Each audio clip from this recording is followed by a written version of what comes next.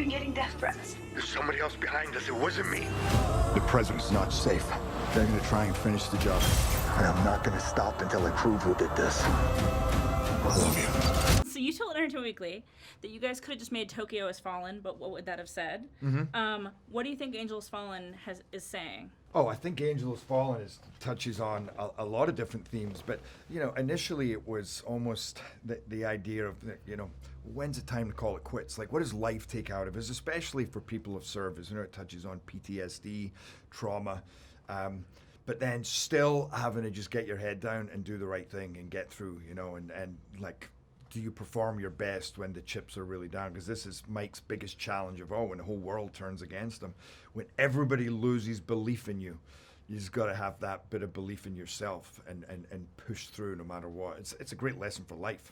There's a scene kind of early in the movie when he's seeing a doctor, and they're like, you have issues with concussions. You were in a car crash, you said? But, if you've seen the other movies, you know that these are pretty serious injuries that he is living with. Yeah. It's funny to think about, that he would be dealing with these problems even now. Exactly, and that's where we kind of thought, well, what an interesting thing to do, to stop going, he's just invincible. That's almost comic book style. He's not. He's a real human being. He's very good at what he does. But when you get shot, you have scars and you have long-lasting issues from that. And that's what's going on. He's taken one too many knocks to the head. And then where does that lead you? You start acting without integrity, but for the right reasons, but you start covering things up.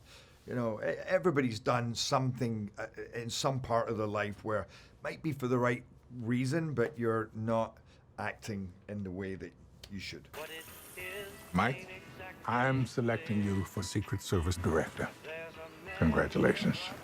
I'll give him my best shot, sir. Banny's on his way. What is that? Are they bats? The drones! He's up for the director job, the director of Secret Service, and he has this beautiful family that are like, take the job, but he's just still kind of like, oh, I don't know, There's a thrill in this. One, he loves what he does, and when you're in the field, and a lot of soldiers and police, they talk about this. It's like that, the excitement and the adrenaline, and then when that's taken away, and suddenly you're behind a desk. For some people, it's welcome, but for a lot of people, like, no, I don't want to do that. That's not who I am. But he also understands he has other responsibilities. What's cool is all of that is turned on its head and used against him.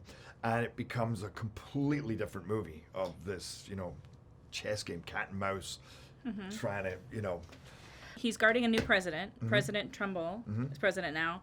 Where do you think President Asher is?